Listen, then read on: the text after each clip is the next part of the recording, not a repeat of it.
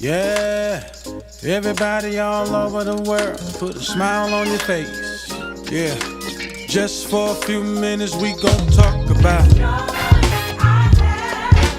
Yeah, this joy gives me this joy. Ooh, I have brightens up my day.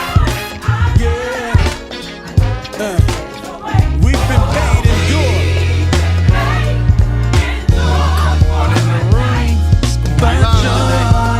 Let's go. But joy, for it's where I find strength through those sleepless nights. But joy, keeps on. Gives me perfect peace.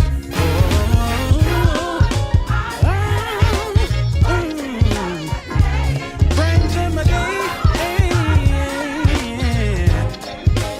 We've been made.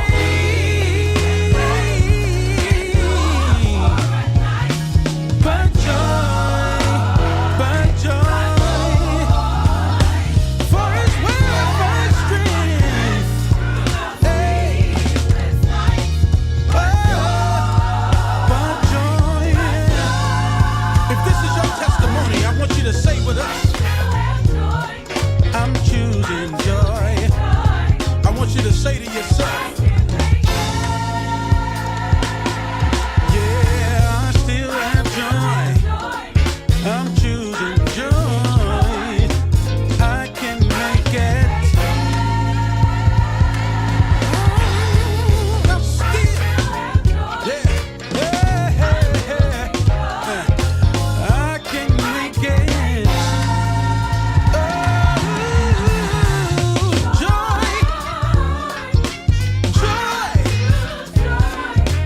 I choose joy. Nothing else will do.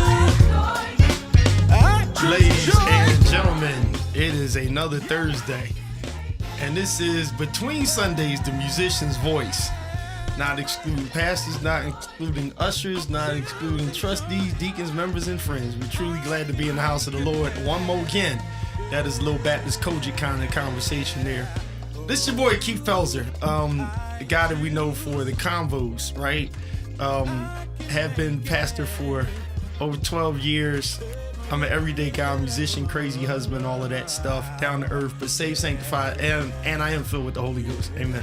So if you need to know that. But I am here with my brothers on today. And as we normally do, I start off and then I'm going to pass this off to the one and only brother Darian Brister. Now, I got to say this. Shout outs to my boy Jay Morris, who could not make it today. He's not live in the studio, but I know he's connected. He had to take care of some stuff. And so safe travels and all of that, good shenanigans and whatnot. I'm so excited today. And I'm going to let him do the proper introduction, but I'm going to take my liberty to do the introduction that I want to do. And that is, I have the one and only in the house with me for the second time. He was with me in my other house, and we sat up and had great fellowship, talking, me and him and Sonia. Shout out to Sonia Sessions. But and then I had the privilege of being a jacked up little old Baptist preacher, right? Trying to do the best that I could. And this brother came in and surprised me, and surprised musicians, kind of messed the praise team up because his skills were just so over the top. But one of the humblest brothers I know. I put a post up about him a while ago, and it really just stirred up the community because of his character. And so today, in place, I'm going to decrease. That's old church saying, I'm going to decrease while we let these brothers at the table increase. And we have none other than the one and only Darian Brister. And he's going to introduce to you this brother that we have at the table. Let me take this off here. That's coming up. Welcome Say back. hello to the people. Welcome back, guys. Between Sundays, again, we're a platform that offer perspectives of the modern church ministry operation and the many nuances therein from the lens of worship arts and multimedia personnel. I am just as excited as my big bro Pels to welcome in the one and only, and I won't do a long introduction. I don't think he wants me to do that, but to welcome in the one and only, I got to call him at least Reverend Troy Chambers. Troy, man, we are so glad that you can come in and sit with us on the conversation. Can I bother you to do just kind of a short biopic of, who you are for people who may not know you? Yeah. He said, yeah. It's a pleasure to be on here on today. And I will first explain to you that I'm a social introvert. I'm only out when I have to be or whatever. And people don't even know that I talk half the time. They're like, he's a pastor? But yeah, I am that. And but I You have... will be preaching on Sunday at TMP. Shout out. Oh, yes. At the meeting place. The meeting place. Bishop Long. It's a pleasure to be on here. I am a person who loves God and loves people, and I really mean that. Yeah. Been in music for as long as I can remember. Started out as a drummer. What? Yes, sir. Following, and I thought I was doing nothing else. Followed my big brother's footsteps. He was a drummer at our home church at Mount Airy Church of God in Christ, and I looked up to him greatly. I started getting into it. He became an organist, and then I was a drummer who was moonlighting as playing around with organ. We didn't have keyboards in our church, but I kept playing while dad pastor was working on things after church. And, I eventually started kind of taking all the way to it and ended up playing for my father's church. And then getting into groups and different things. I won't give you the whole situation, but I've been blessed to grow into, as God has graced or put certain things in me from the very beginning. Yes. For the gift to open up well enough for me to get into production, to get into the recording aspect, to sit in just different seats in industry, to even travel a little bit.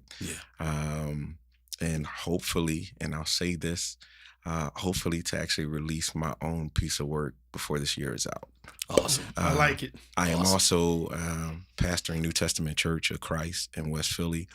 I've been in that position now for a little over a year. Gotcha. But just enjoying life and really pushing to evolve on a daily basis. Awesome. Love it. Again, we're so thankful you could come in today. Shout out to Jay Mars, who is traveling today. He wanted to be here, but he is traveling. So he'll be back with us soon. I'm pretty sure he's watching. So here's how we're going to start today. We just finished You took up a deep breath. I like it. We just finished up a 5-part series of why does there seem to be a shortage in church musicians and or music personnel. And 5 parts probably wasn't enough. But we just finished that up. And so a lot of our direction in terms of answering and addressing that question centered around relationship. It's centered around relationship. And so we can surmise from that 5-part series, that the biggest answer to that question is there's so many fractures in the relationship between the pulpit and the music pit. And so the conversations need to be not only rehashed, but they need to be strengthened. They need to continue so that, again, it is not a segregated mindset of we gonna do us and you do you, but we come to learn to understand each other and the different aspects and challenges that occur on both sides. Now, new series today. But before we get in the new series, I want to revisit a comment from a previous episode. All right. And so this was another comment by Dale Sharp Lee, Mom Lee. And so let me read it, and I would like to get your take on that, Pastor Troy.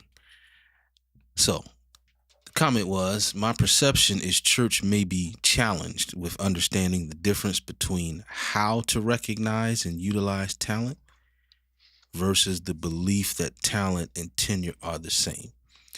Also appreciating, the willingness of people who want to help and the need for appropriate skills and experience to do the work.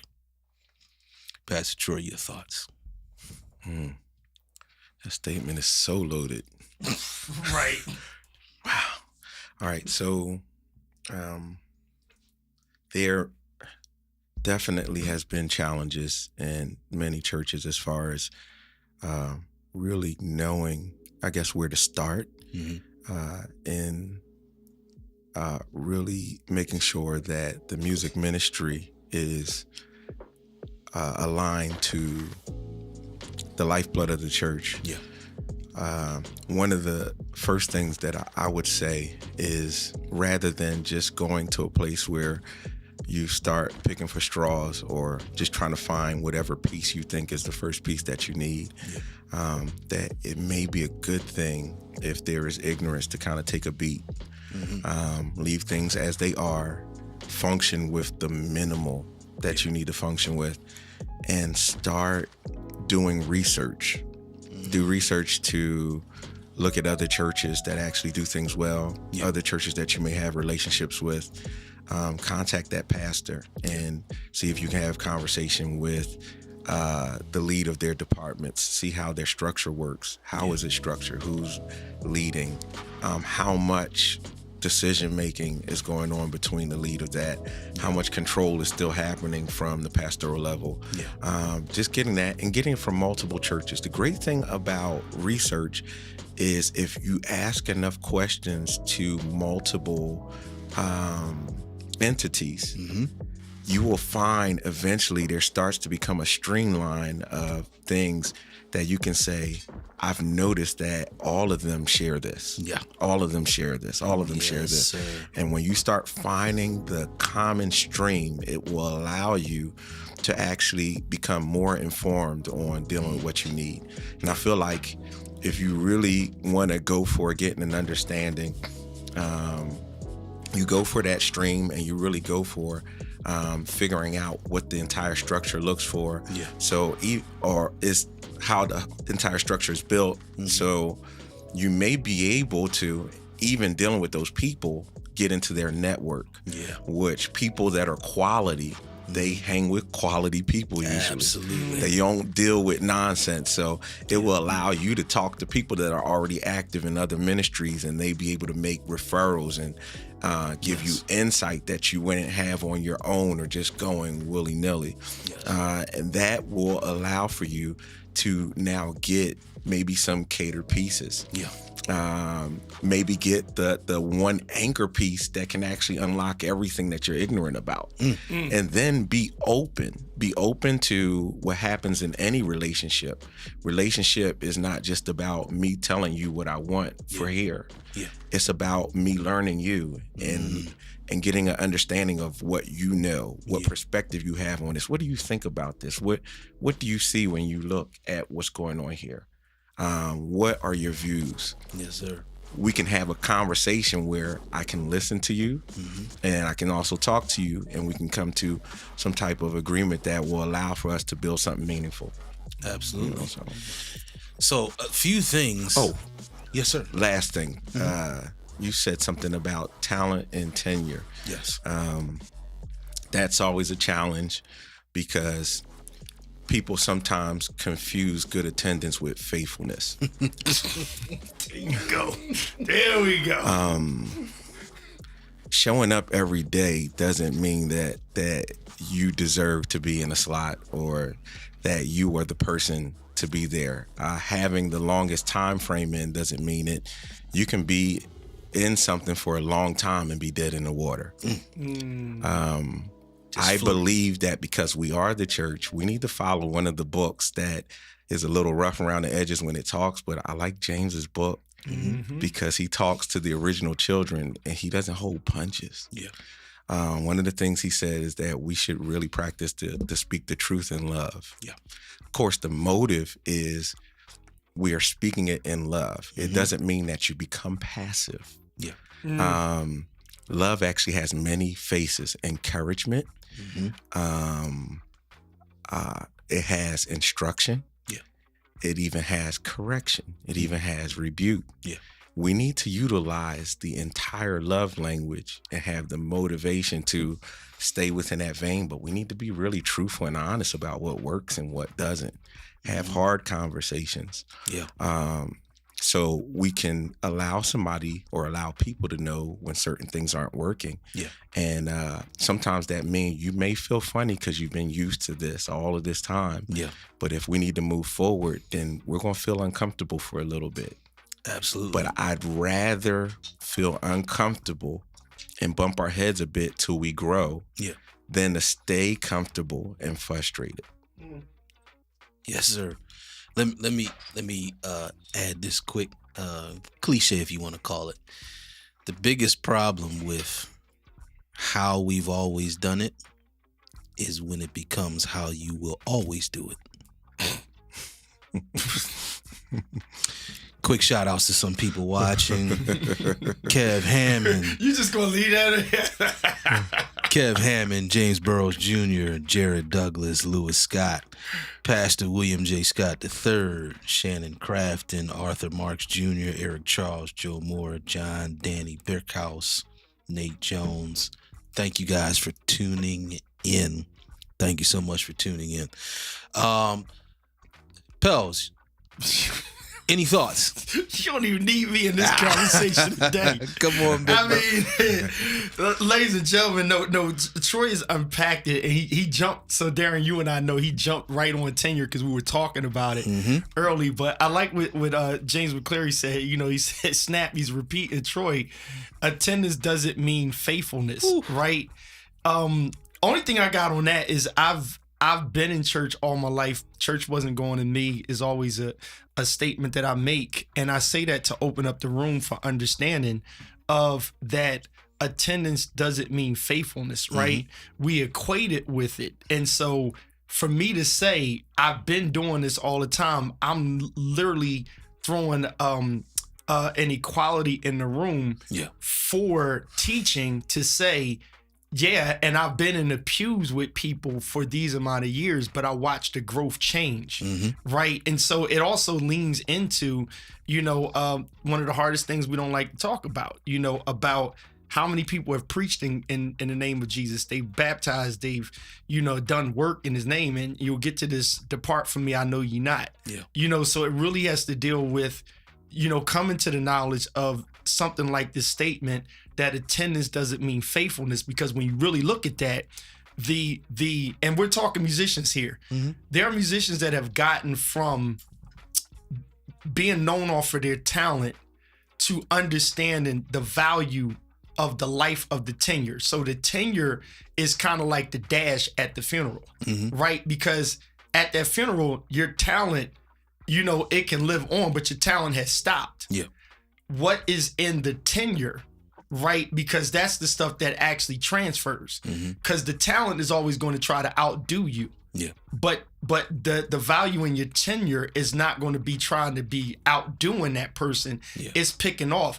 Jesus himself said, greater works than this shall ye do, but he didn't say you'll be me.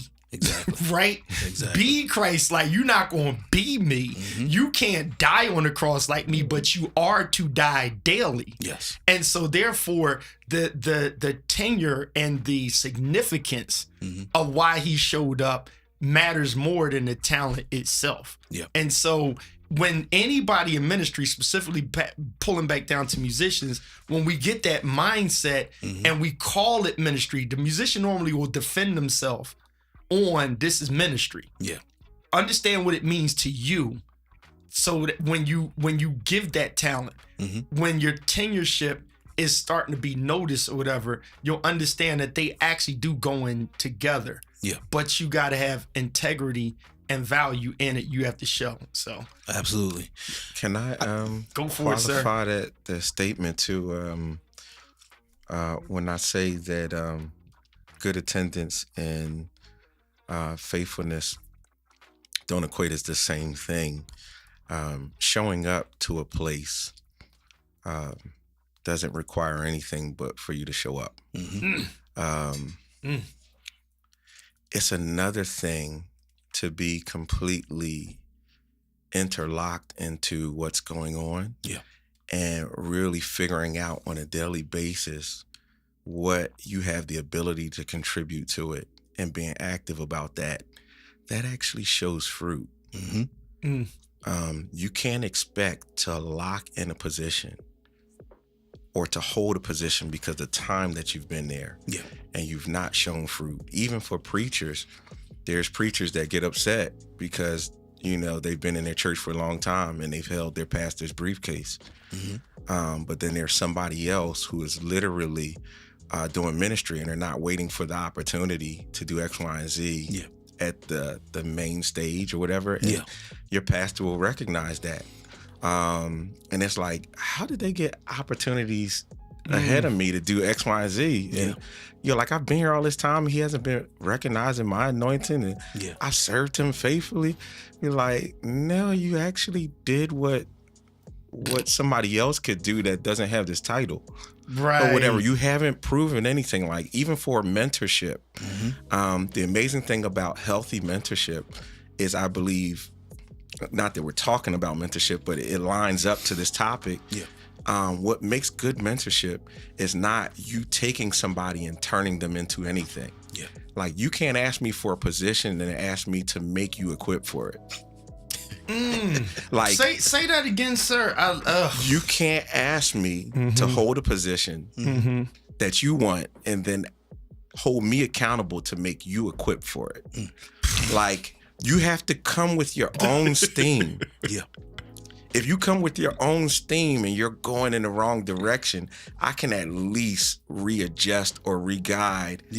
Because I know, like, you got steam. Once we change the trajectory a bit, you out. And I'm not going to stop you. But I'm not going to be your steam either. That can't be manufactured. You know, like this, and I always go back to scripture and, you know, like, even when Timothy was taught, he was like, yo, commit this to faithful men. It wasn't saying commit this to men that just are around. Commit this to men that are engaged in what's going on. Men that can retain what you got going on. Men that can take this and multiply it. Men that can actually take what's being passed on and grow it into something else. Evolve it, expand it. You know, so just really understanding what faithfulness is, like really being tuned into what's what and being committed to it, that you are invested. You know. Absolutely. So I want to really quickly, I want to talk a little bit about the second sentence in this comment that we're talking about, which the second sentence was also appreciating the willingness of people who want to help and the need for appropriate skills and experience to do the work. I want to spend some time here because this is a pitfall in many of our churches where those who want to help, many times they make up in their mind what that help should look like. That's what he was just dropping there. Versus saying, okay, here is what I believe I have a skill set for. Is any of that something that can be helpful in the ministry, and in what area? But again, as the person that wants to help, many times you cannot take the predisposition of that this is the area that I can help. Got you. You know, because then your help, it really is counterproductive. Example, okay. Let's keep it in music. Someone comes to you, I really love to sing. I really love to sing. Talk, sir. And I believe I could be a great help to your praise team. Lean not to not. Oh, go ahead. I'm sorry. Wow. But then what happens in some cases is, okay, whoever the person is that, the point person, the minister of music, whatever that situation is, when they evaluate what you say, you have, and their evaluation doesn't really line up with where you think you are. Mm-hmm. So they try to put you in a better place based on your current skill set. Mm. A lot of times that's not received well. And the kickback is, well, clearly y'all don't want my help. Ooh. Understood. Mm. Which is a statement of immaturity. Yes. But I understand what you're saying. Yeah.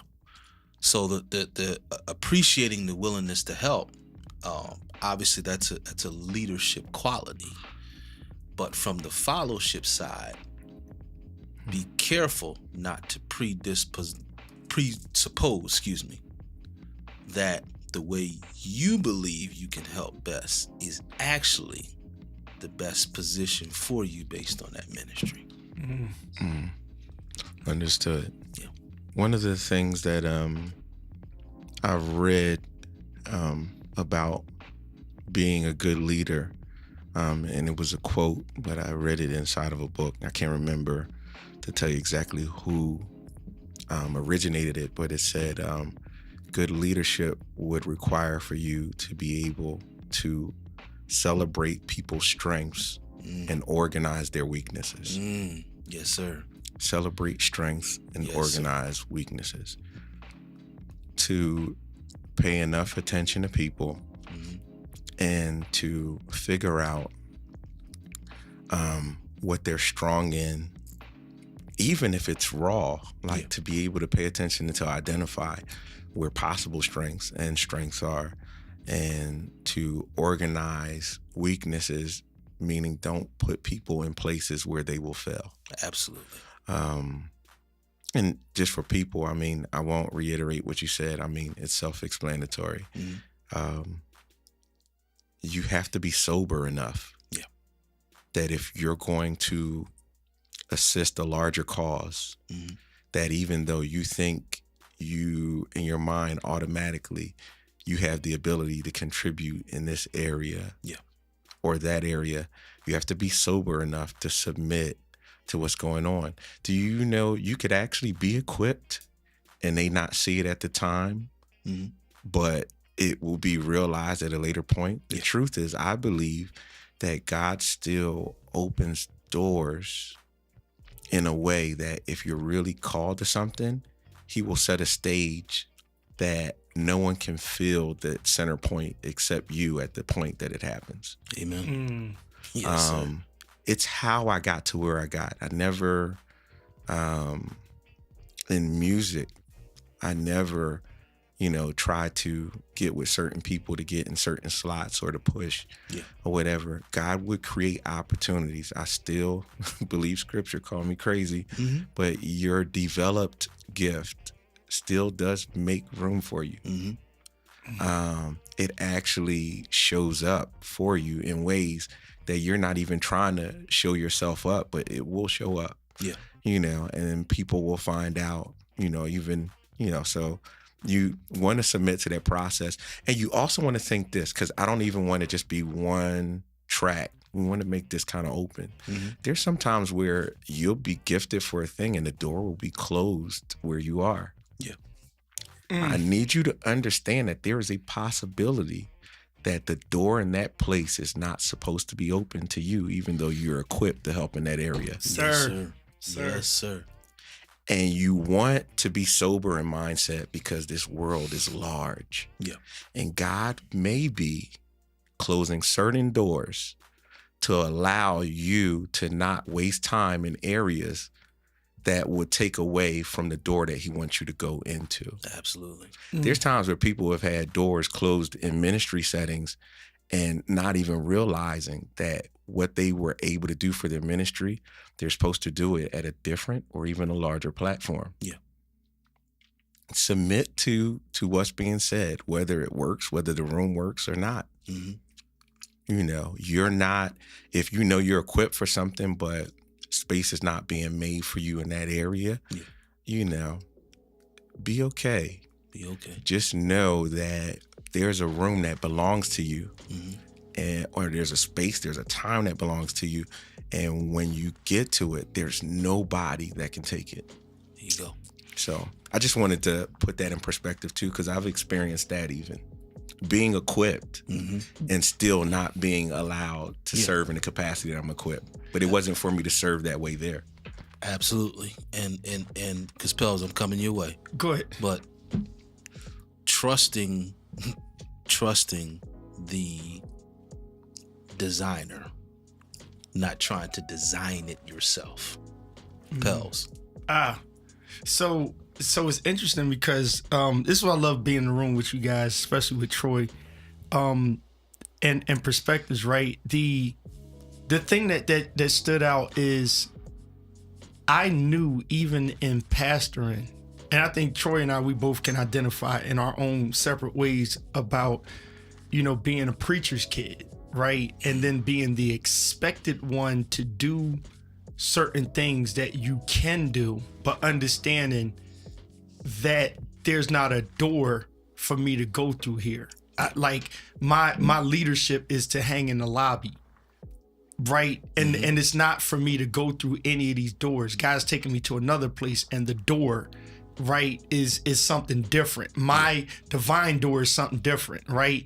And then there's people that want you to go through doors that aren't meant for you to go through, and that's why we're always trying to get a breakthrough, because we're trying to break down a door that we should allow God to open. And if God don't open it, there's no need for us to break it down.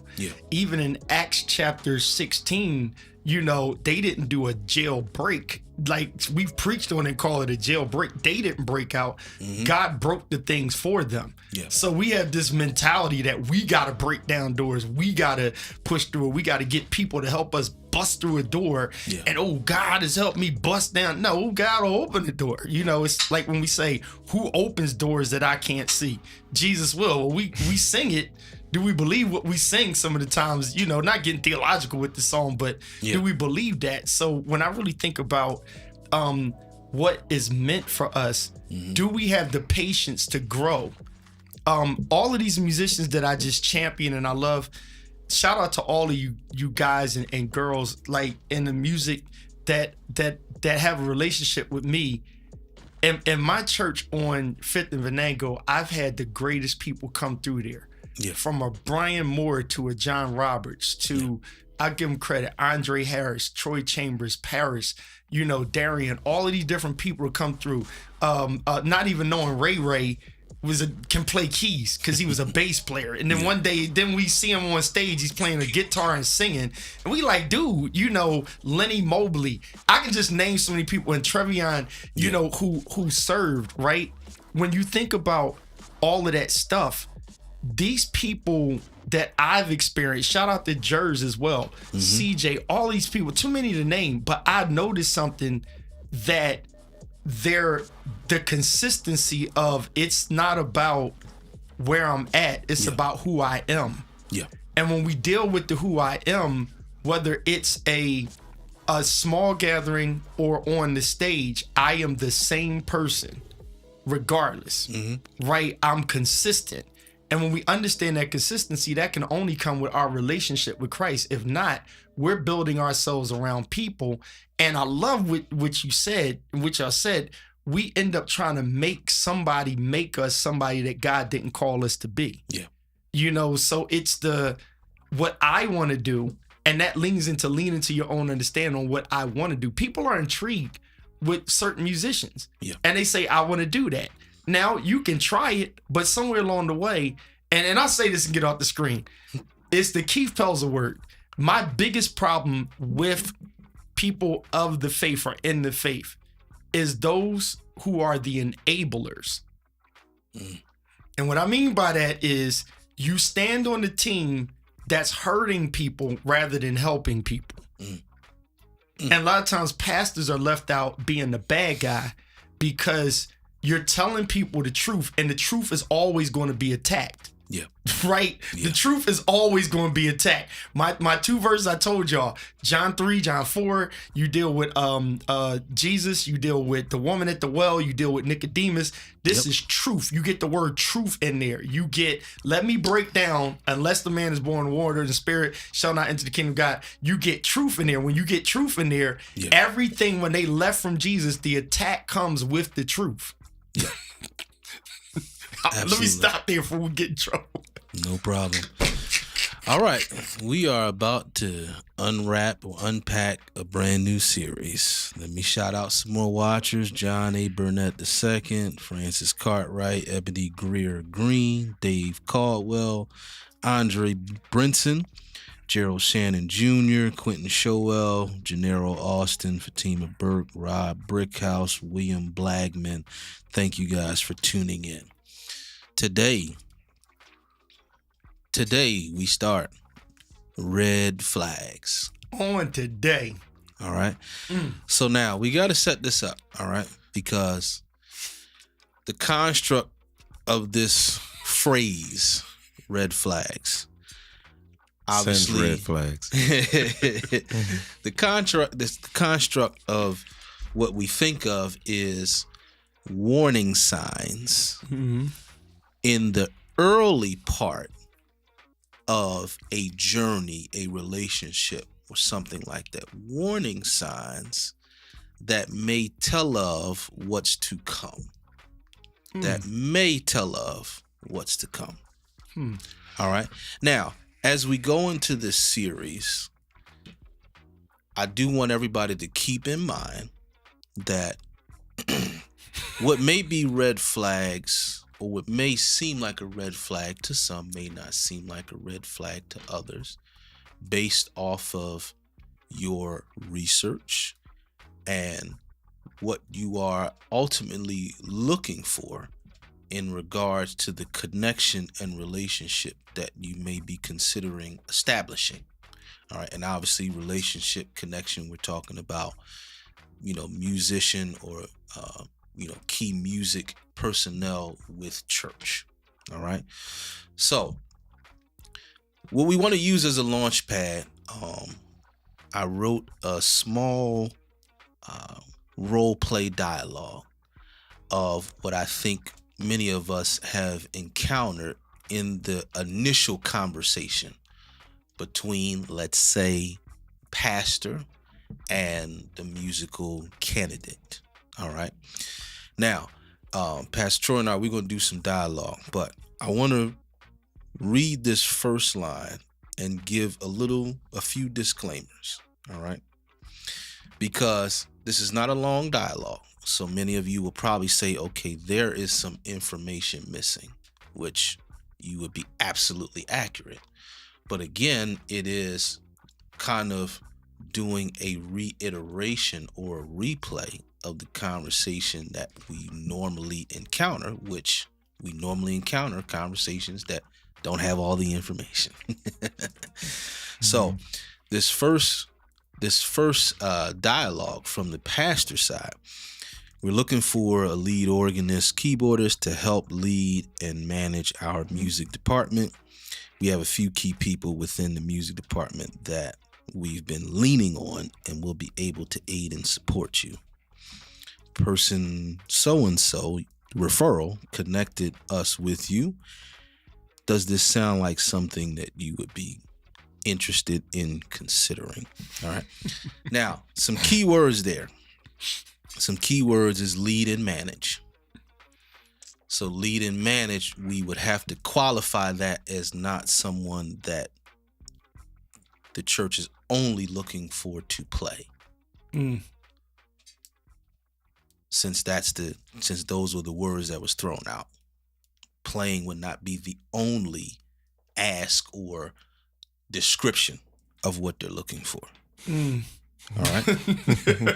Okay, I see where you're going. That's why I had to qualify some things.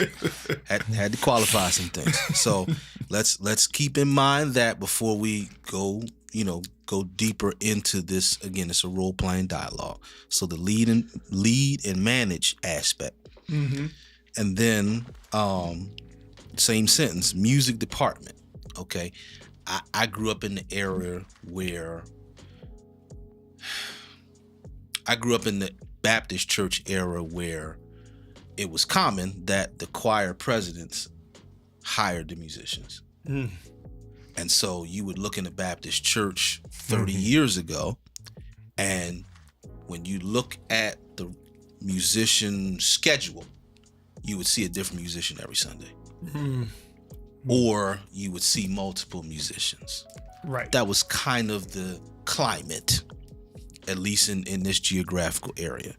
But when we see music department here, we're talking about it every Sunday, a full commitment in terms of not just committed to one particular group, not just, a commitment to playing behind the pastor, but encompassing the entire music ministry movement and schedule and things of that nature.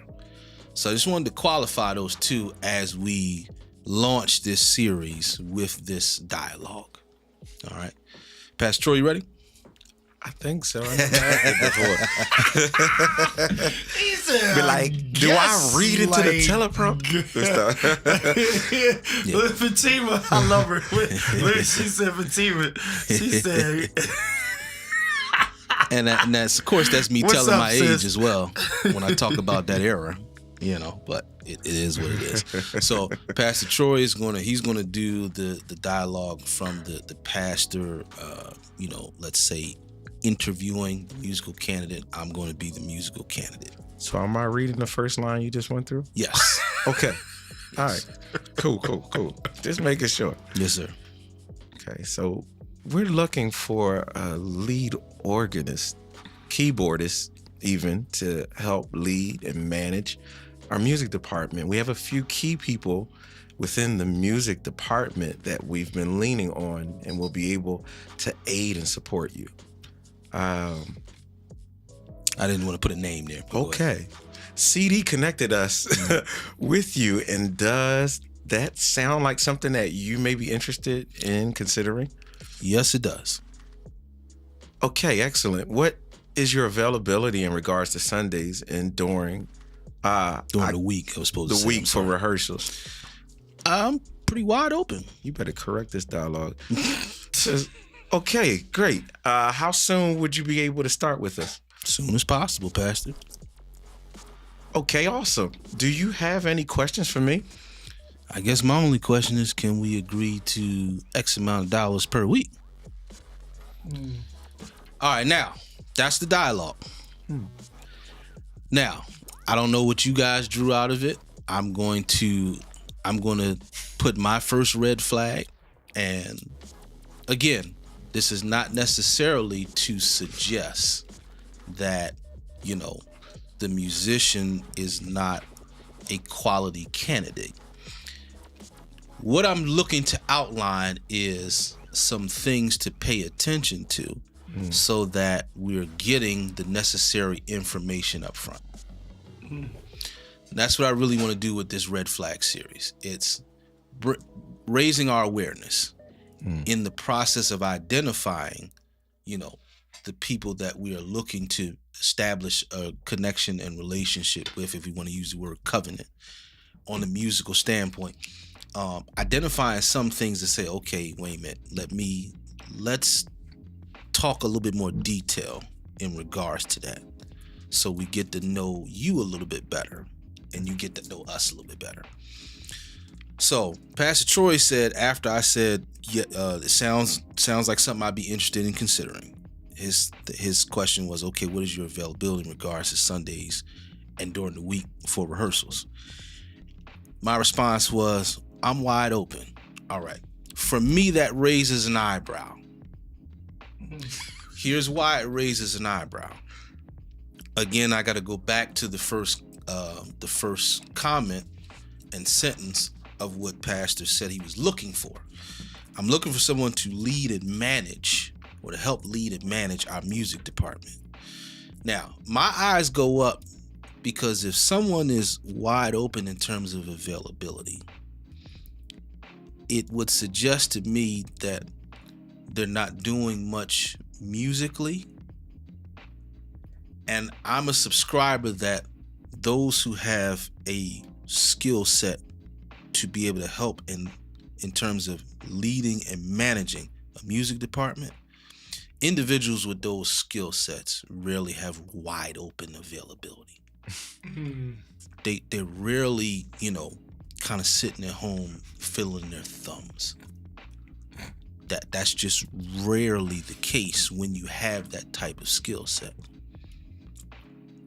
So that now I have to I'm asking some questions there if I'm the pastor. Okay, well, do you mind sharing with me, what you are doing, life right now?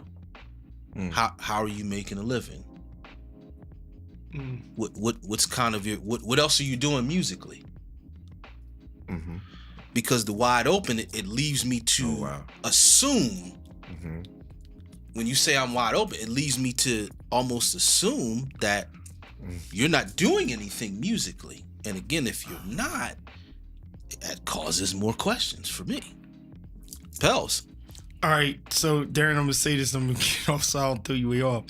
It leads to where we started before. I love how this is tying together. Non-musical people making musical decisions. Along with this, if you even look at what Fatima's saying and many others, right? I see what you other guys said, right? Yep. They didn't even try to understand what they be managing. Here's something I'm gonna throw across to Troy real quick, because both of us pastors, right? And Troy, I'm just throwing this at you because you know how we talk. It's not that I have the answer, but I want to open up for perspective.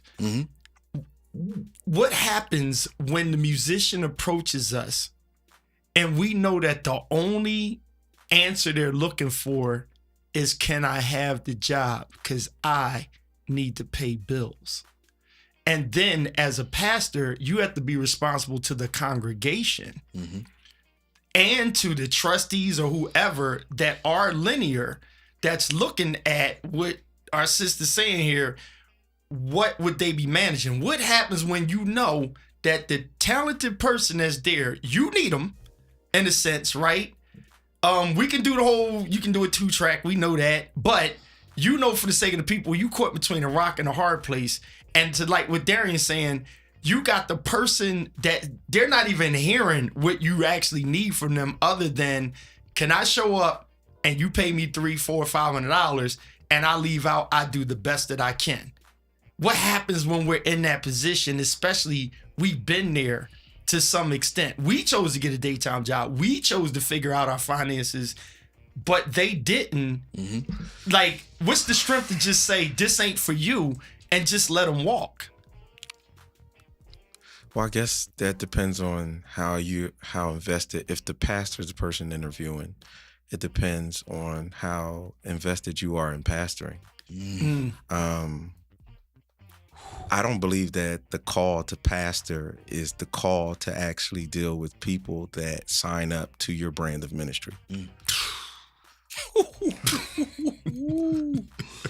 I believe that the call of pastor is to be instant in and out of season. It means that pastoring may be an assignment that you don't get out of because a person hasn't signed on to your role and hasn't joined your church. You may need to do some partial counseling right there, especially for us. If you're asking me this question, I've been in your seat. I may need to talk to you from my experience being on your side of the table. Yeah, I love it. Yeah. And I may need to do that if I really care, and I'm not just trying to get a body or whatever, and I have specific needs, but I also hear that you have needs. I may need to stop this process, say to you honestly, like, that's not enough to fit what I'm trying to do, but let's take this off the table and let's talk about where you are. And then let's try to figure out whether we can work through some solutions. And hopefully, because I'm going to be who I am and I am going to care that much, hopefully you will translate me saying this and me wanting to have further conversation in that area is caring and you would even want to hear what I have to say, knowing that I've been where you are. Yeah. And, we may be able to get to a thing where, you find there's some things that can be done, or there's something hard that you may need to hear, but you'll be able, hopefully, to hear it from me or whatever. But I'm going to approach that delicately, but I'm going to approach it as if you're family. And I love what Pastor said about in terms of, again, there's a different conversation. There's a different conversation. If you remember, Pels, a similar question came up on episode 1, and I addressed it talking about the absence of financial literacy. So yeah, there is a different conversation that absolutely must take place, because as an adult, we are at least conditioned, or we're supposed to be conditioned to seek a profession. And so if music is your gift and you're seeking a profession, then what part of that conversation is understanding that the church musician is not necessarily a profession, or it is not the profession. No, the music is the profession.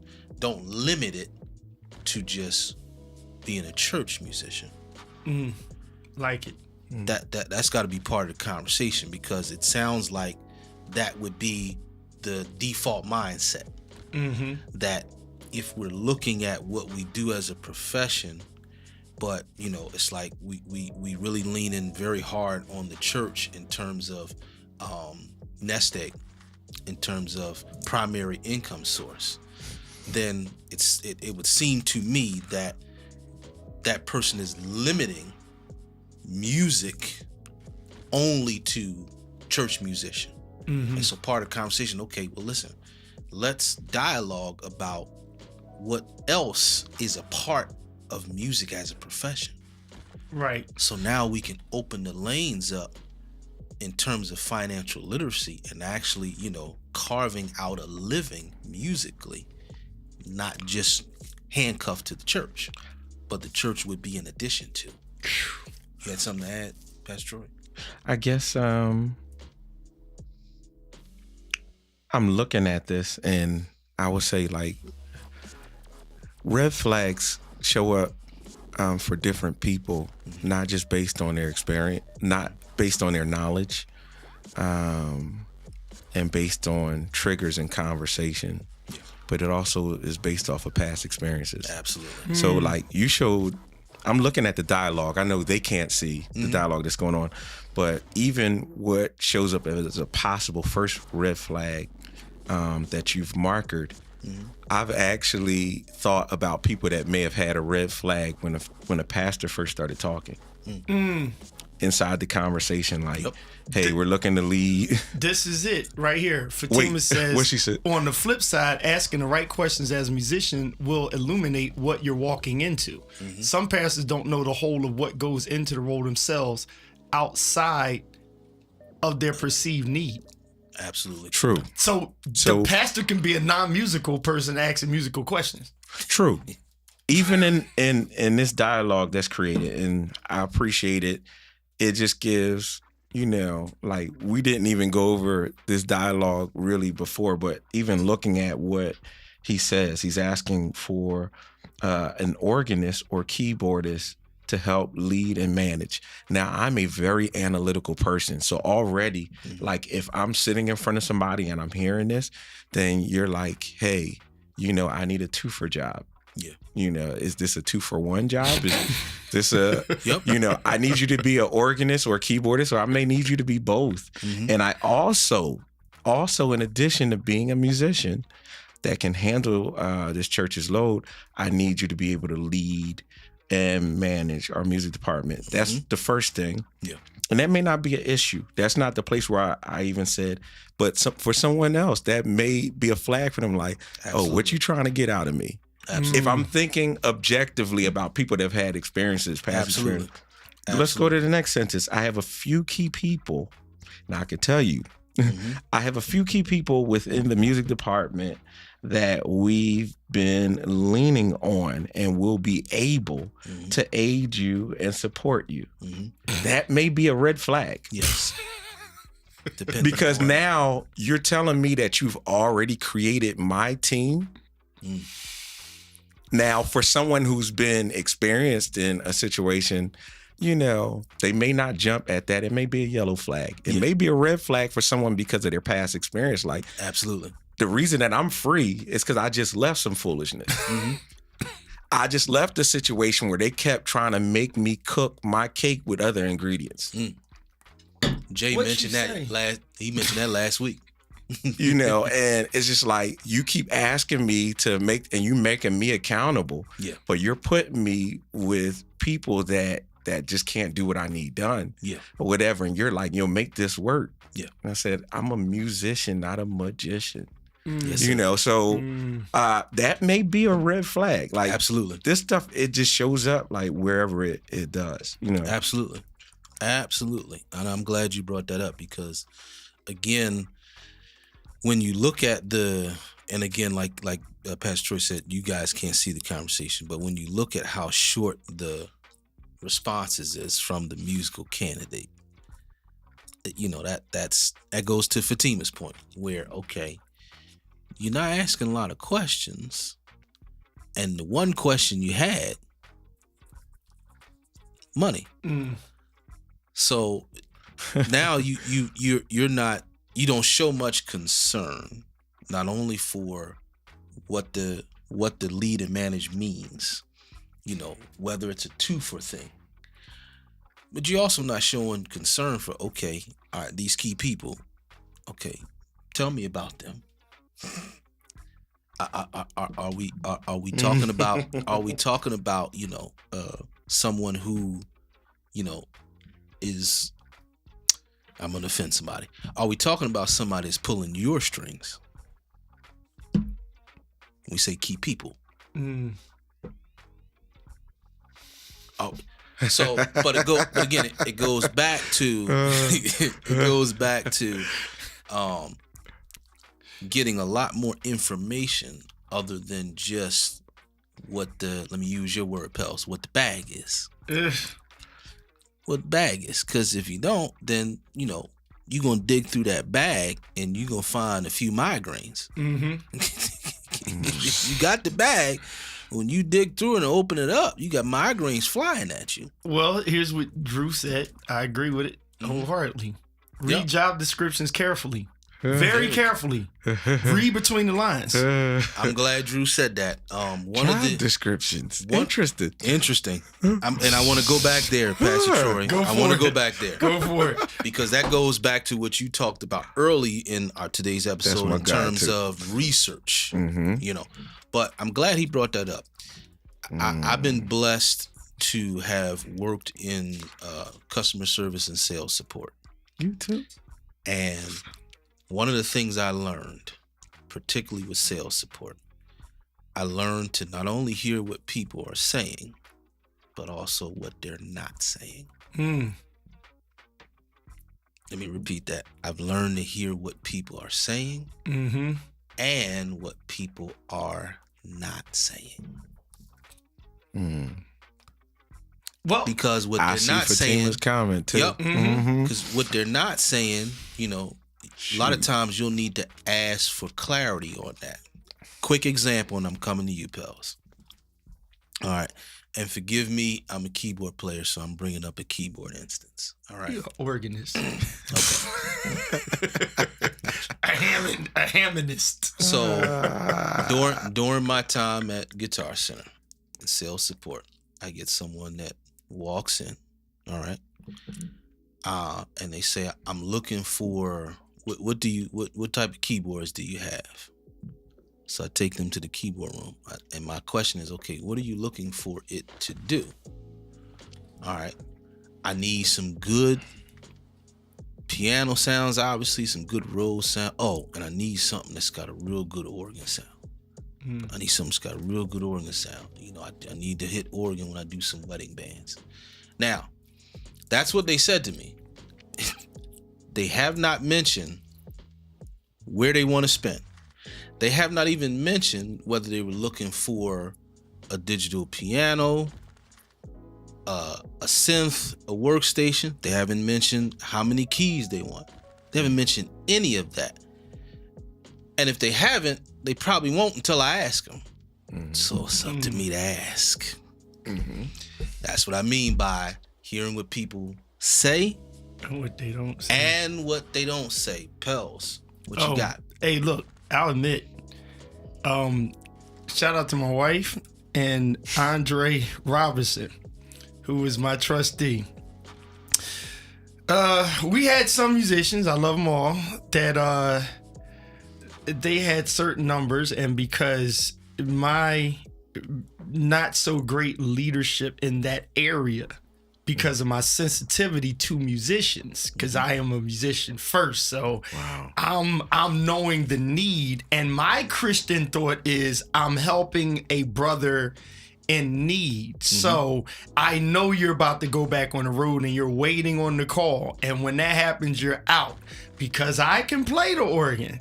If that happens, I got you covered and you have a place to come when you get back. The problem was the people in the community of church that are to protect the movement of finances and legalship and whatnot. Churches get sued, people get sued.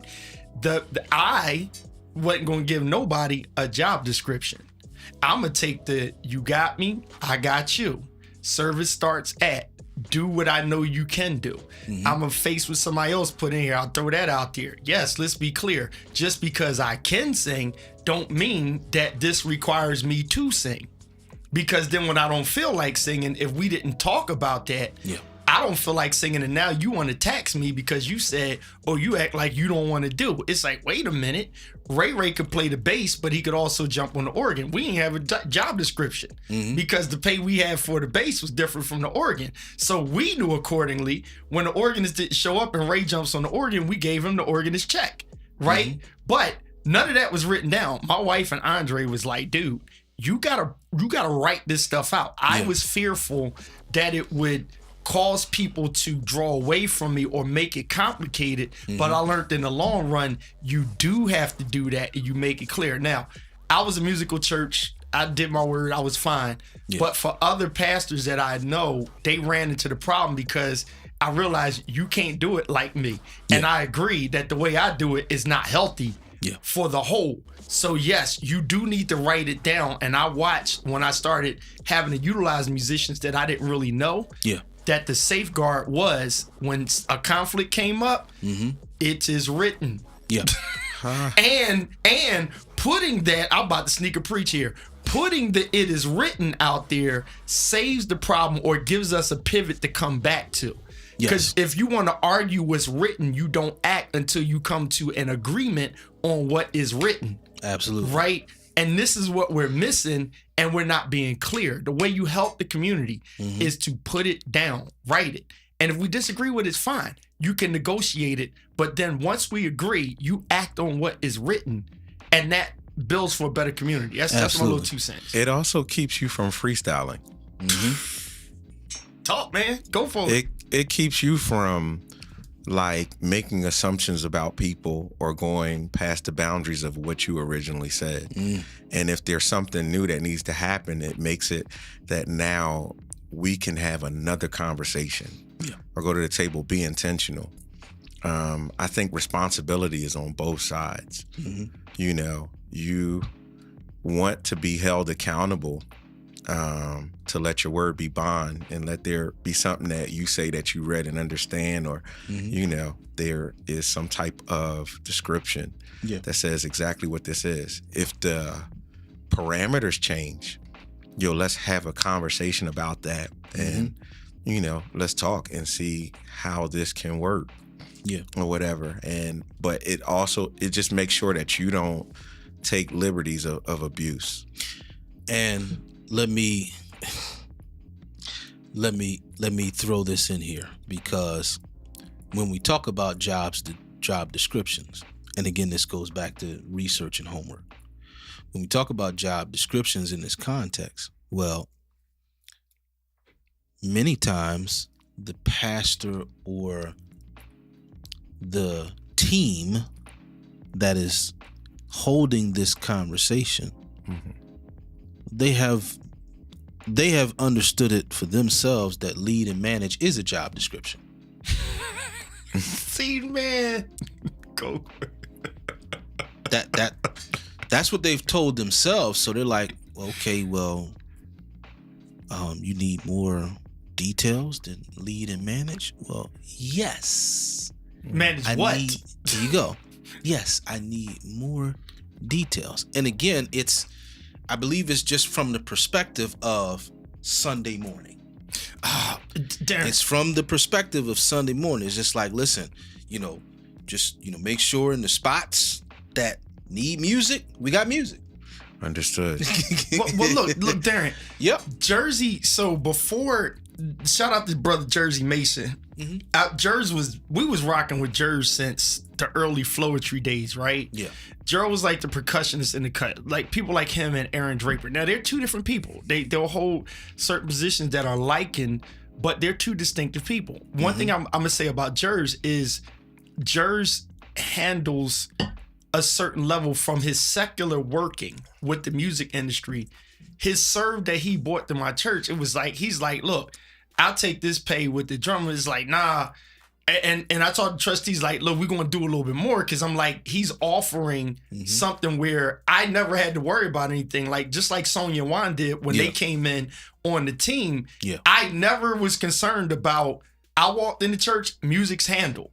Like, she made sure all the way, when you get a Troy Chambers, you get a so-and-so, you get a Jamar Jones, just people, she handled all that. Yeah. I'm not knowing. And my wife was like, that's what I was telling you, that this is why you give them that salary or whatever. And to what one of our brothers said on there, he said about, do you want a musical director or do you want a ministry music? Yeah, John Winslow. He says, do you want a musician or a music ministry director? Now, here's the funny thing. Jersey don't even claim to be a drummer. Like, Jersey is like, I want to serve. Yeah. So he shows up and it's like, well, I'm going to pay you as a drummer, but Jersey was doing management for me. Yeah. So he's in Dubai texting me like, yo, bro, the guy that was coming canceled. I got you though. Yeah. And if it's a problem, I'll let you know. He's all over the world in different countries and stuff, checking on. So it's like, when a certain time of year came around, I'm throwing a bonus personally saying thank you. Yeah. You understand what I'm saying? Now that's another hint, people. When you show your true character and it is of good reputation, a good preacher or leader will notice it and they will reward you. That's just... All right, I'm gonna stop there. Key, a good preacher, or a good pastor, a good leader. Yeah. Key term, a healthy. So hallelujah. I want to pose this question to you, Pastor Troy. I want to pose this question to you. Yes, sir. Because with the comment that you just put up before that, where it's like, are you looking for a musician or a music ministry director? You want that? No, you good. Okay. But what we realize is that a lot of times we don't hear that used from that side of the table because they're not really familiar with the differences. So here's my question I would ask you, Pastor Troy. As it pertains to adding more description to the lead and manage, can you, now sitting in the pastor's seat, can you talk to that in regards to maybe language and vernacular that may hit at home with other pastors? In terms of, again, okay, can you expound on what you mean by lead and manage your music department?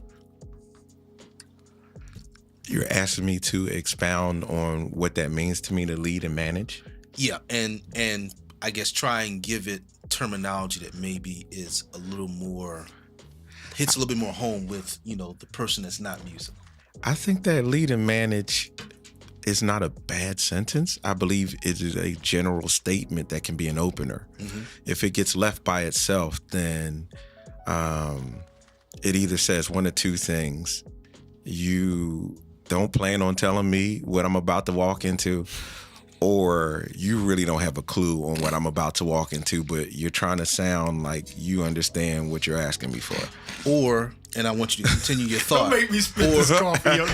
Don't spit it on the equipment. We good. Or, and I want you to pick right back up. Or, and this is the one that's really a crux for many of us. Or that terminology is used so that you can have it open-ended and add to it down the line. That's true. So, wow. So what I do believe is, let me go all the way and just back out of this and come back in with this understanding, and say this to even what you're asking me. If you're looking for something and you don't quite know exactly what you're looking for, what you need, and you're talking to somebody in an interview process, and you're talking to somebody that has a skill set to take you to a place, like you know that you have a quality person in front of you, you don't have to be the smartest person at the table, even though you're the pastor. Being the pastor is not a requirement for you to be the authority on everything that is in the church. Yes, Lord. That's what burns people out and makes them really exposed to look more stupid than they can look. Yeah. I'm sorry, I'm gonna just say it like I think it. Sometimes if you have a qualified person in front of you and you're really at a place that you don't understand like what's all involved, you need to say that at that table. Like, yo, I need leadership, but I gotta tell you, and this is not downing you, I'm kind of ignorant in this field. Yeah. I don't know all the way what it would look like in detail. Yeah. That type of transparency allows for a different kind of conversation with the right person in front of you. That's good. Because now we can start talking, and it may not start with, where do I sign on? And you need to pay attention, even if you don't know the area. Yeah. You need to make sure that the person is like, yo, I got you. Be like, no, that's not how this gets answered. No, not at all. You kind of want someone that has the patience to be like, yo, let's talk through this. Yeah. Someone that may have the temperance to say, hey, I'm going to come and visit, one of your services. Yep. I want to see what you do have in place. I want to see what's what. And then let's talk after that. Let's have this conversation. Now I'm dealing with intelligence. Yeah. I'm dealing with someone who's not just intelligent. They actually care about what's going on. They're dialed in. Yeah. We're trying to figure out. You may also, and I just have to throw this out because the world just has all of this, you may also have someone that's trying to see how can they finesse the situation. Yep. Or whatever. So absolutely. Just, if you don't know, let the people in front of you know that you don't know. It doesn't make you look stupid, but it does make you vulnerable enough to get help if the person is a helper. Yeah. You can say you don't know and still have your wit about you to figure out whether somebody's about to try to play the game because they think you not knowing makes them an absolute need automatically to you. Yeah. And that's why even when you don't know, you don't have to be desperate. Yeah. That's key. The stuff that we're trying to accomplish to make sure that our churches compete are not biblical requirements. Yeah. I remember, just by looking at the structure of the birth church, that it never did take over the old temple.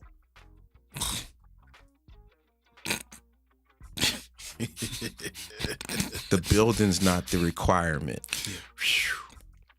The music department is not really a requirement. We're talking about competing. Yeah. The stream is not the requirement. The LEDs, they're not the requirement. Not the requirement. Because none of them spell community. No. So as long as you don't become desperate from trying to keep up, you could be ignorant and say, hey, I don't really know all of this. Let's work through. Yeah. You can ask whatever questions you want. Now, for some, it's not just ignorance. It's just making sure that you're not interviewing people from a hurt place. Yeah. There's different things that go in a factor. You're not interviewing somebody and looking.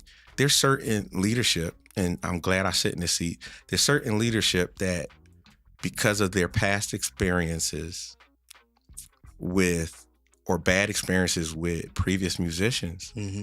they now look through all the lenses, or one lens, Yeah. that all musicians are drama. Yeah. All worship leaders are drama. Mhm. All music ministry comes with drama. Well, what's the other And word the we mo- hear? the- Diva. Divas. And the more talented they are, is the messier they are. If you want the talent, then you're going to have to put them on a tight leash. Mm. So you walk into an interview and somebody's holding information Yep. because they think that allows them to keep you on a tight leash. Mm. Man, I know plenty of places like that. Yeah. That would lead me to say one thing, and I know you told me to speak to this, but it interlocks, and I have to say this. Yeah.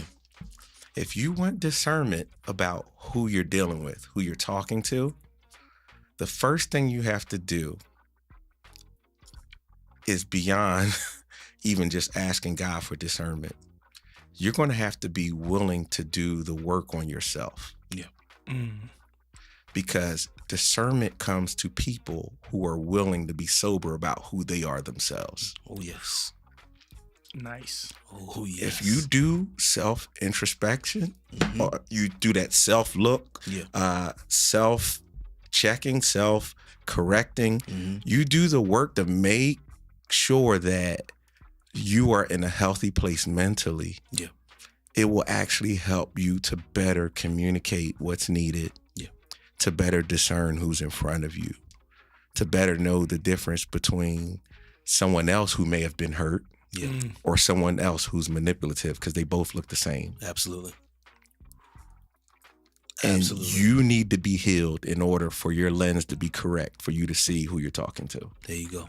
And that will make sure, if you have information, there's no harm in putting it out on the tape. Spell it clearly. Yeah. Have it written down. If we're asking for leadership, I couldn't answer that with one Mhm. simple thing, because every church is different. Yeah. One church may require for you to come in during the week. Yeah. We have team meetings, and the Mhm. pastor has thematic series, and he sits at the table with his team. Yeah.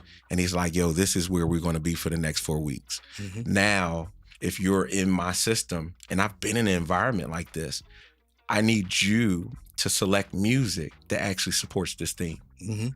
And for the month, this is what we're doing. I need you to pick these things that will go in our service. Yeah. Our service has a hymn. I need you to select the hymn. Yeah. I need you to select the worship music, or we don't have that. It varies from church to church, but you want to sit down and make sure. And if you miss anything, you're not going to be crucified for that. Like, you miss something, then come back to the table and say, hey, Absolutely. you know what? I didn't think about this. Yeah.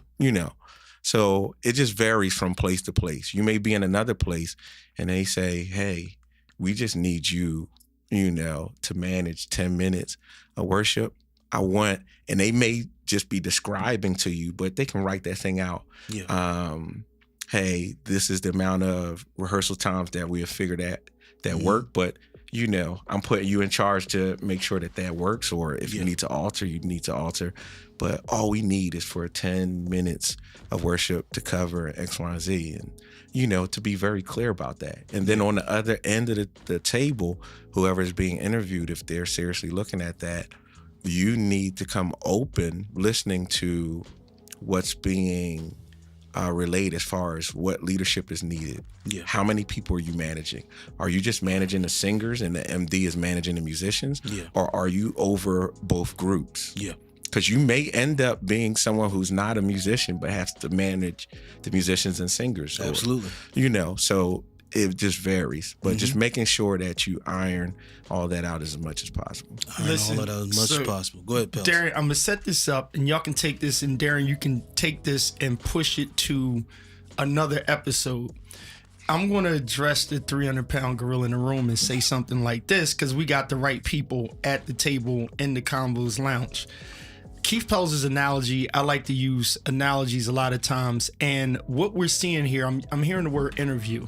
And I'm just speaking this as far as something I think that can help churches from this point moving forward if we get the mindset right. It doesn't mean that we actually have the actual motion, because we have to let it manifest with a mindset in motion, right? Yeah. So when I use the terminology of sports teams, NFL, for example, if you really think about it, the pressure's on a Sirianni or it's on the office to assemble a team to serve the fan base. Yeah. Right? The fans complain and it's like, oh, we don't have a good wide receiver. So the team gets together to figure out how to serve the people in a sense. Then there's somebody like a Kelsey who retires as an Eagle, right?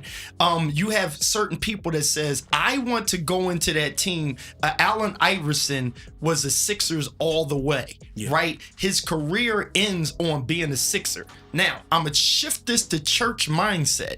Okay. Where are the musicians this is nothing bad on musicians. I'm just saying, shout out to Anton Milton and different people in the comment section.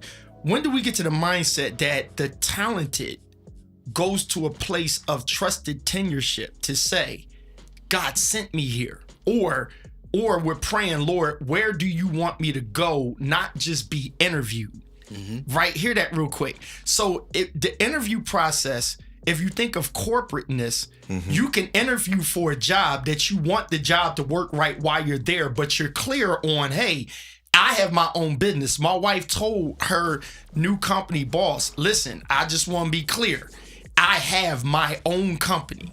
I can operate that and I can do this job. And this job is a part of what I'm trying to do as a person for me. Yeah. It was clear to that entrepreneur that there's a moment that I am not living this life in this company till I die. Yeah. Right?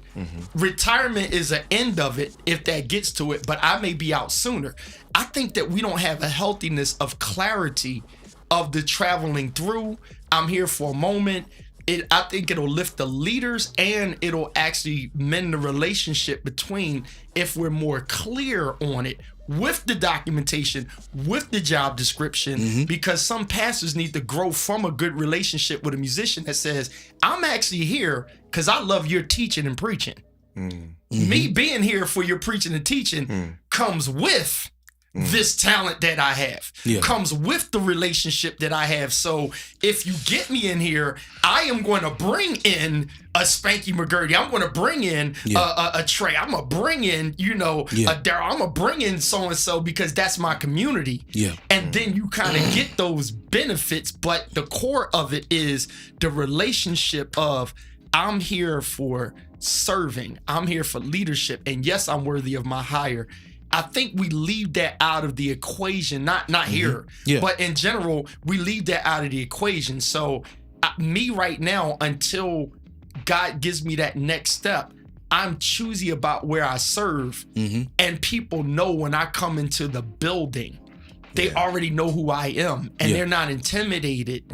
And if they like it enough, they'll say, what is it going to take to get you to do this? I've been offered a job as a associate pastor with the salary. And I was like, no, this is not for me, but I've been offered it. I didn't have to go and try to set up for it or make the interview. I've been offered it on my character and knowing that I care about serving and I'm not here to revert your vision. I'm rolling with what you're doing. I want to ask a very uncomfortable question in regards to everything that we discussed, because a lot of the outlook is minister of music director, which again, I said in the previous series, that would be likened in the secular to a management level position. So I want to pose this question, particularly for those who are looking to identify the proper candidate for that position, to the pastor of the churches that's looking to properly identify the proper candidate for that position. And the question is, if you're not, in essence, looking to hire someone you trust, then what are you looking to hire? Or what basis are you looking to hire? Because I would suggest that more than likely, if your basis is not, I'm looking to hire someone I can trust, then your basis is probably, I'm looking to hire someone I can control. You're talking about the difference between healthy and unhealthy relationship. Yeah. I knew that control word was coming. And you're going to do this in the last... I always do cliffhangers, man. Go ahead, Troy. Sorry about that. I'm done with the camera. Go ahead, sir. Belongs to you, though. Belongs to you. I don't know if I want to mess with that. You're Troy Chambers. You can do it. I mean, it was rhetorical. I think it left itself out there. Like, deal with that. Right, Patrice. Right, Patrice. Look what Patrice says. Yep.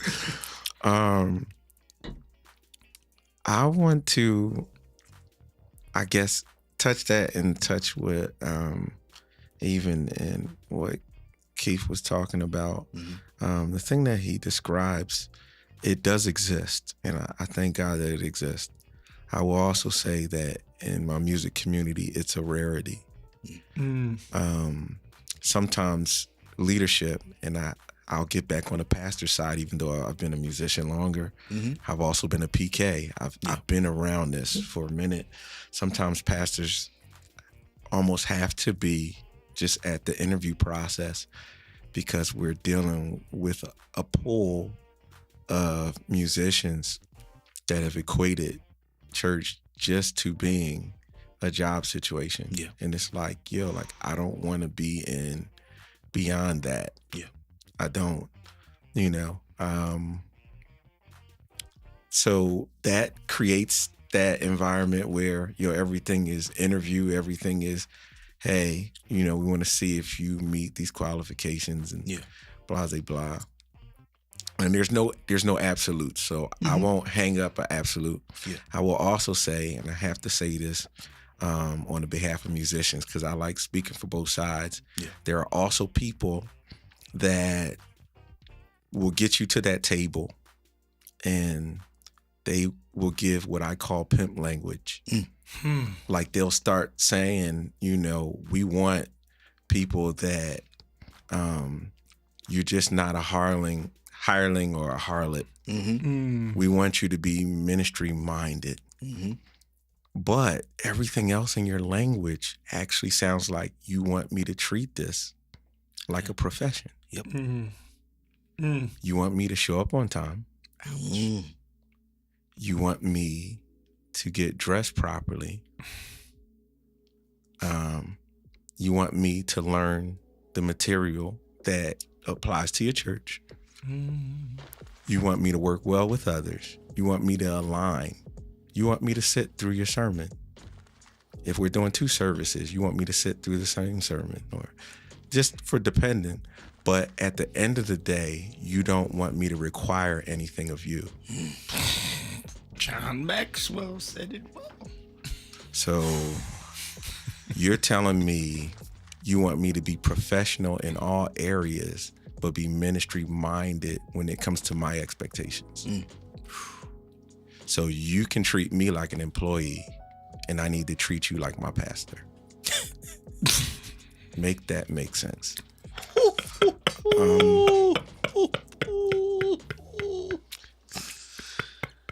If it hurts that you're hearing this, it's probably because you've been doing it for a long time. And I'm talking. All right. Latia Douglas, Marty West, Kenny Shelton, Amanda Ryle, What? Treese He put his DeLisser. finger down on the. He put his finger on the table. That's a Darian. Wait, you wait, wait. understand? That's a preacher. Thank you. That's a preacher zone when they about to set up. He changed his posture. Yep. He put his finger down. What was you going to say, Troy? What was you going to say?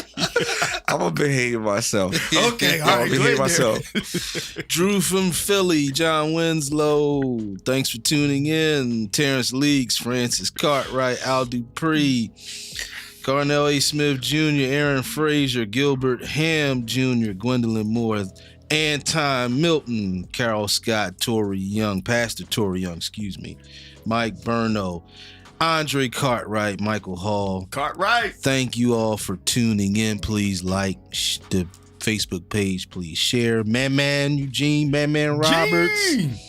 Tara Danielle. Thank you all for tuning in. Overseer L. Andre Person, Gene Walzak, Pastor Albert Thompson, Wow. Derek Dorsey. Thank you all so much for tuning in. Next week, part 2, Red Flags. They can answer that question that he left tomorrow. Or Yes. next week. Troy, you got to come back, man. Definitely.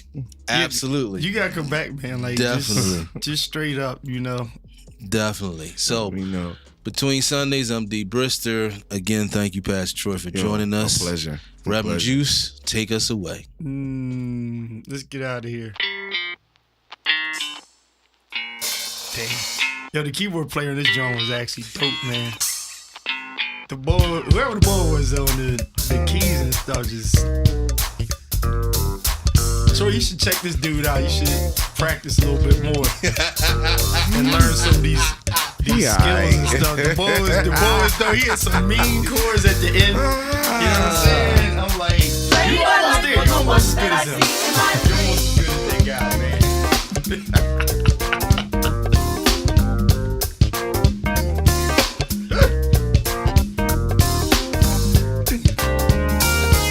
Who does that? Fatima, who does that?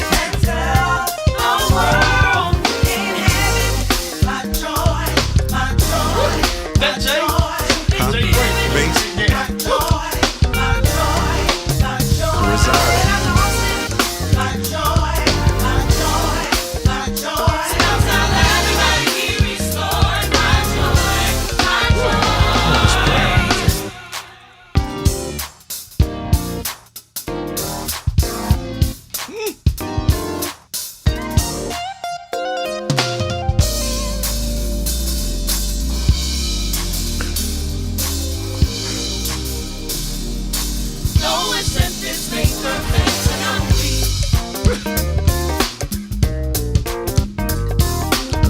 Shout out to my boy Juan. Sir.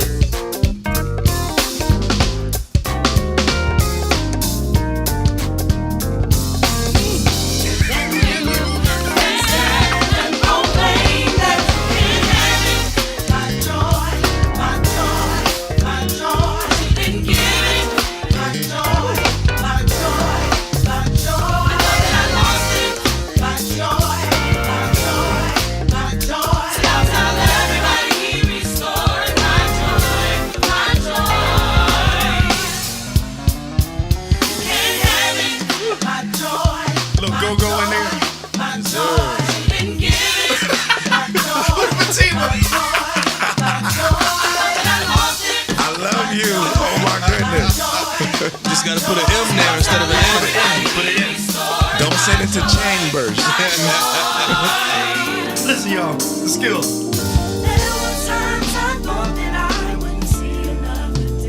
The movement. It's the movement in between. When you're kind of like, I ain't know it was a movement there.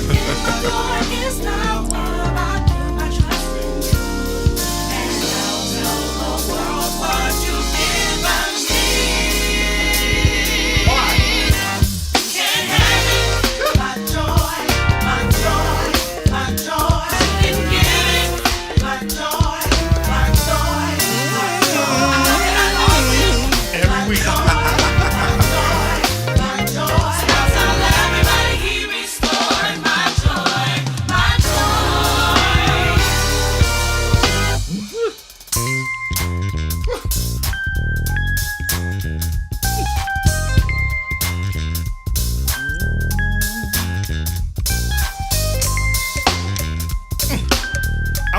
rock out, y'all. I can do this.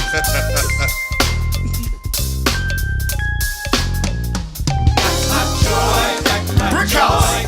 Oh yes. Big bro.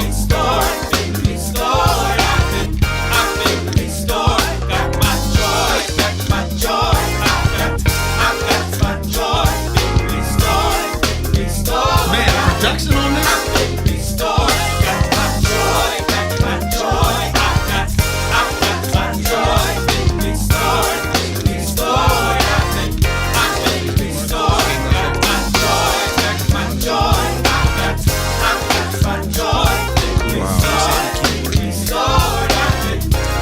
He said like this.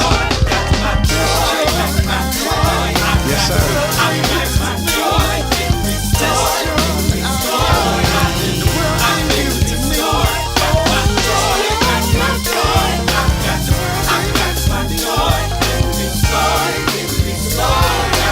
I'm putting the camera right here. I'm putting it right on his face. Here we go.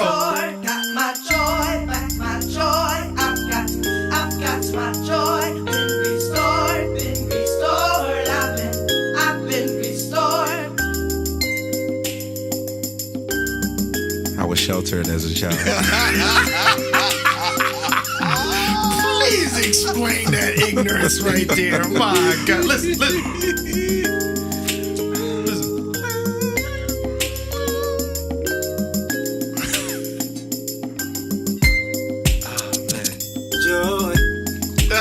Bye, y'all.